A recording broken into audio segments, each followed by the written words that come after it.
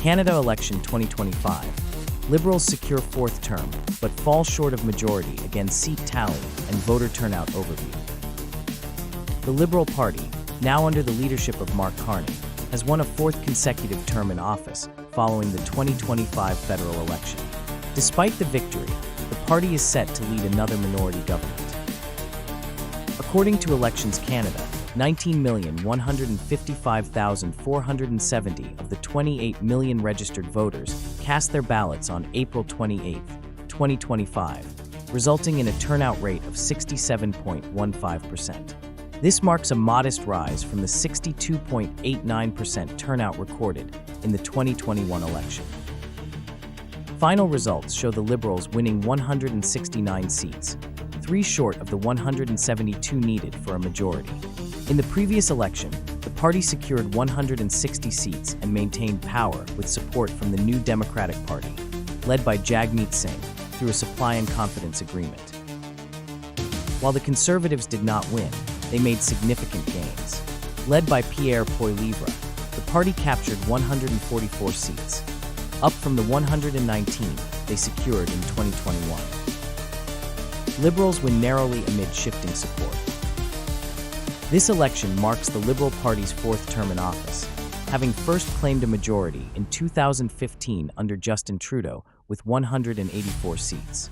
However, voter fatigue appeared in subsequent elections, resulting in back-to-back minority governments in 2019 and 2021. Initially projected to face major losses in 2025, with early year polls showing the Conservatives ahead by 25 percentage points, the Liberals, now led by Carney, defied expectations to stay in power. A look back at previous results. Before Trudeau's 2015 victory, the Conservatives held power, forming a majority government in the 2011 federal election with 166 of 308 seats. The political trajectory of Canada's Prime Minister, from Trudeau's decline to Carney's rise. In the 2019 federal election, Canada entered new political territory as no party managed to win a majority. Prime Minister Justin Trudeau's Liberals secured a minority government with 157 seats, while the Conservatives followed with 121. The New Democratic Party, NDP, continued to lose voter support, marking a steep decline. In the aftermath of the COVID-19 pandemic, Trudeau called an early election in 2021, hoping to capitalize on the government's pandemic response and secure a majority mandate. However, the Liberals once again fell short, winning 160 seats. This result led to a cooperative agreement with the NDP, led by Jagmeet Singh, allowing the Liberals to maintain power. By September 2024, public dissatisfaction with Trudeau's leadership grew, and the NDP withdrew from their supply and confidence agreement, weakening the Liberal hold on Parliament.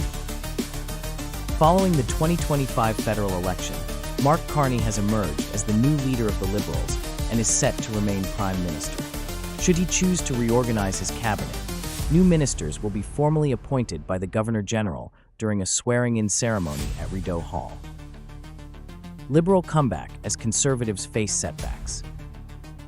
In a dramatic political shift, the Liberal Party, under Mark Carney, claimed victory in the April 28, 2025 election, reversing earlier predictions of defeat. The win was seen as a political comeback, spurred in part by growing tensions with the United States, including threats of annexation and an intensifying trade dispute initiated by U.S. President Donald Trump. Speaking to supporters in Ottawa, Carney emphasized national unity and condemned what he called the end of the historic post-World War II partnership between Canada and the U.S. "We have moved beyond the initial shock of America's betrayal," he stated, "but we must carry its lessons forward." As the final votes were counted, the Liberals secured more seats than the Conservatives in the 343-seat Parliament. However, it remained uncertain whether they would govern alone or require support from smaller parties to pass legislation. Election fallout. Poilievre and Singh lose seats. Carney vows to defend Canada's sovereignty amid global reactions. The Canadian Broadcasting Corporation projected on Tuesday that Conservative leader Pierre Poilievre, known for his populist rhetoric, lost his seat in parliament. A longtime political figure, Poilievre campaigned with a nationalist platform echoing former U.S. President Donald Trump, adopting the slogan Canada First. However, his alignment with Trump-style politics may have contributed to his electoral defeat. Meanwhile, Jagmeet Singh, head of the New Democratic Party, NDP, also lost his seat in Burnaby Central and subsequently announced his resignation as party leader. Singh's departure marks the end of an era for the NDP, which has faced dwindling influence in recent years. Global leaders react as Carney celebrates victory. Following the Liberal Party's win, Indian Prime Minister Narendra Modi extended his congratulations to Mark Carney and the Liberal Party, emphasizing the strong democratic values and close people-to-people ties between India and Canada. Modi expressed optimism about enhancing bilateral relations and exploring new opportunities for cooperation. China also responded to Carney's election, signaling a willingness to strengthen diplomatic ties. A spokesperson from China's foreign ministry stated that the country is open to fostering Canada-China relations based on equality, mutual respect, and shared interests. Carney warns of U.S. threats in victory address.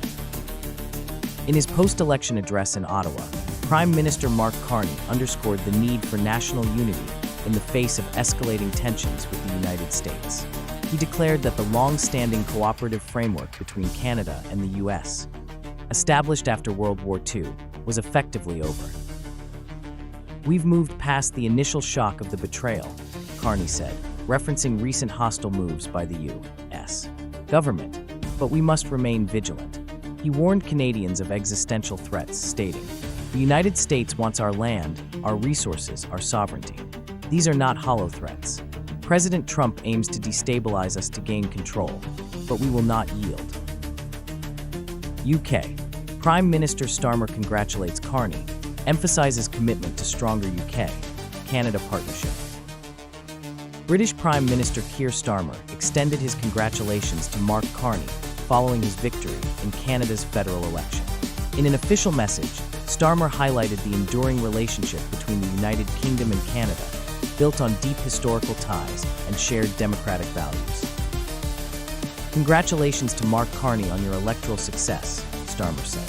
"The UK and Canada enjoy a unique bond as close allies and friends, and I look forward to deepening our partnership in the years ahead." Carney issues stern warning about U.S. relations, calls for national resilience.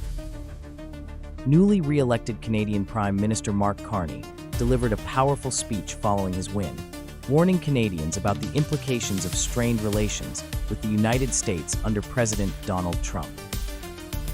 Carney declared that the nation had moved past the initial shock of what he described as an American betrayal, but urged citizens to remember the lessons it revealed.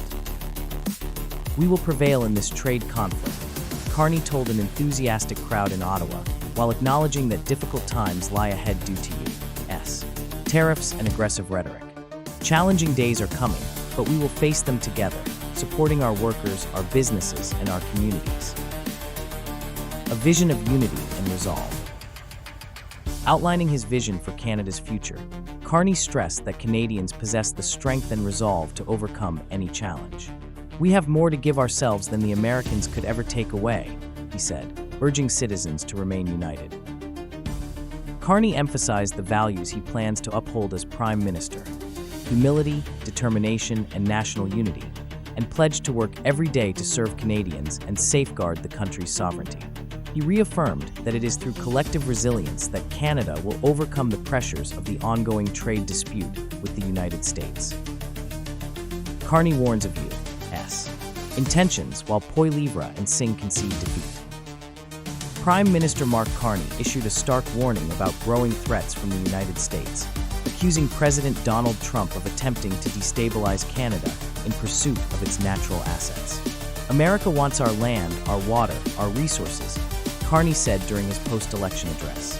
"Trump's goal is to weaken Canada to gain control, but that will never be allowed to happen." Poilievre acknowledges loss as Conservatives prepare for opposition role. Conservative leader Pierre Poilievre has conceded defeat as projections show the Liberals, led by Carney, on course to form the next government. The Conservatives are expected to win close to 150 seats, securing their place as the official opposition. Poilievre, trailing by over 2,000 votes in his Carleton riding, admitted to the party's overall loss, but emphasized that the Liberals and NDP lack enough seats combined to form a majority coalition. Canada has chosen a narrow minority government, he stated. Jagmeet Singh steps down after electoral defeat. New Democratic Party leader Jagmeet Singh congratulated Carney on his victory and confirmed his own loss in Burnaby Central. Singh also announced his resignation as NDP leader, signaling a leadership change for the party after its continued electoral struggles. What the Liberal win could mean for Canada's government. With the Liberals falling short of a majority, two main paths lie ahead. Majority government. Unlikely in this case, had the Liberals secured a clear majority, Carney would continue without requiring support from other parties. He would be expected to appoint a cabinet, draft a budget, and outline his legislative agenda before Parliament resumes on May 26th. Minority government. Most probable in this scenario, Carney remains Prime Minister, but must seek support from opposition parties to pass legislation. The government's stability would hinge on the confidence of the House, tested during the speech from the throne, an address outlining the government's priorities and read by the Governor-General.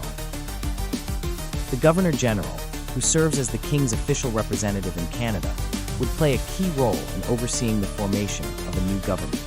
While the Liberals could continue governing after the election, opposition parties would have the chance to challenge their hold on power when the federal budget is introduced. If the Liberals fall just a few seats shy of the 172 required for a majority, they might proceed as if they had won, betting that no opposition party would be willing to trigger another election so soon. However, a more significant shortfall, around 20 seats or more, would compel them to seek external support. Their most likely ally is the New Democratic Party, NDP, a progressive party that previously supported Justin Trudeau's minority government through a supply and confidence arrangement in exchange for social policy commitments. This kind of partnership has historical precedent. After the 1972 election, the NDP also held the balance of power when Pierre Trudeau, Justin's father, lost his majority. Coalition governments are rare in Canadian politics and have only occurred during times of war. If NDP support is not forthcoming, Carney could turn to the Bloc Québécois, a party that advocates for Quebec's independence. However, any cooperation with the Bloc would likely be informal and based on individual votes, but still as entering into a formal agreement and an empty with the bank separatist account. party For would the be young highly people controversial who across despair much of Canada. at never being able to afford a home. For the seniors on fixed incomes whose savings are eroded by inflation and no longer feel safe in their local neighborhood parks. For those who are now living in fear and terror because of crime. For those worried about losing their jobs because of unacceptable tariffs from the United States of America. For all of those who feel left behind and forgotten, my message is one of hope. Change will take time, but we will fight for that change, and we will deliver that change. And we will never give up on fighting for the great Canadian promise that anyone from anywhere can achieve anything, that hard work gets you a great life in a beautiful house on a safe street protected by our brave troops under our proud flag. Canada first, Canada always. Let's bring it home. Thank you very much, Canada. Merci beaucoup, Canada. Yeah, we fight for what's right.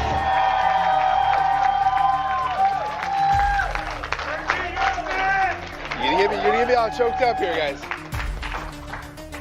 Gotta keep it together here, folks. Thank you very much. The love is amazing. I appreciate y'all. Big thank you to Suzanne. She's been with us from the beginning. Huge thank you. Appreciate her so much. Thank you. And all of you in this room, you guys poured your heart into this. Thank you so much for everything you've done. You're amazing. Love you all.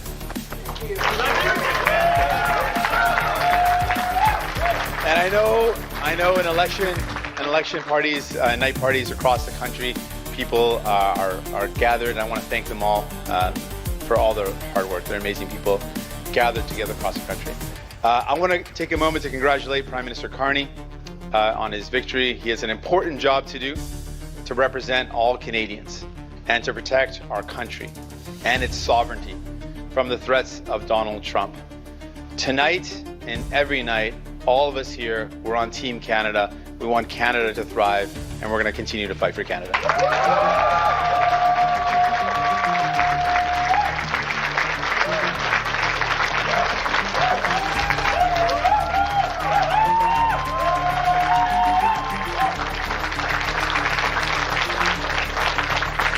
I want to congratulate all the other leaders on a hard-fought campaign. It's been the honor of my life to represent the people of Burnaby Central. Tonight they chose, thank you.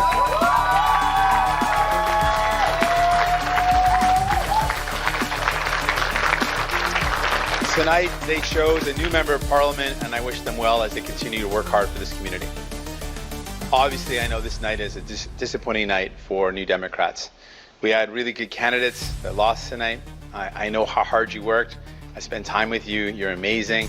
I'm so sorry you're not going to be able to represent your communities. I know you're going to continue to fight for them. I know on how many doors you knocked, how many family dinners you missed, how many nights your kids went to bed without you there to tuck them in. I know it was a tough sacrifice, and I just want to thank, and we can give a round of applause to every single candidate that ran for us. Thank you. Our resources, our water, our country. Never. But these are not idle threats.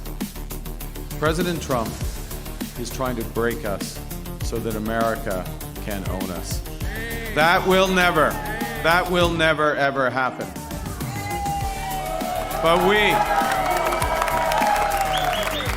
But we also must recognize the reality that our world has fundamentally changed.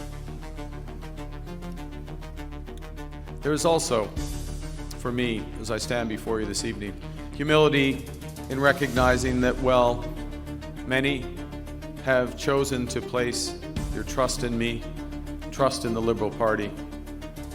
Millions of our fellow citizens preferred a different outcome. Our old relationship with the United States, a relationship based on steadily increasing integration, is over. The system of open global trade, anchored by the United States, a system that Canada has relied on since the Second World War, a system that, while not perfect, has helped deliver prosperity for a country for decades. When I sit down with President Trump, it will be to discuss the future economic and security relationship between two sovereign nations. And it will be with our full knowledge that we have many, many other options than states to build prosperity for all Canadians.